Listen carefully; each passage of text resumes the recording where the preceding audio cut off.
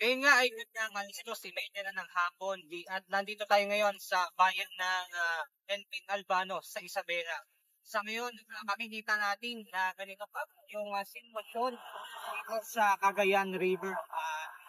Ito yung mahigpit na masusing binabantayan ng otoridad dito sa Isabela. At mamaya, kung sakaling bumuhos na o maraming buhos ng ulan na dala ng bagyong Juan, ay pinangangambahan nga na mas tumaas pa ang tubig dito sa ating ilog. At sa ngayon din ay nakapag-ulan pa lang. Malakas na bugso ng hangin at nanonood sa dito sa natin ang bayan.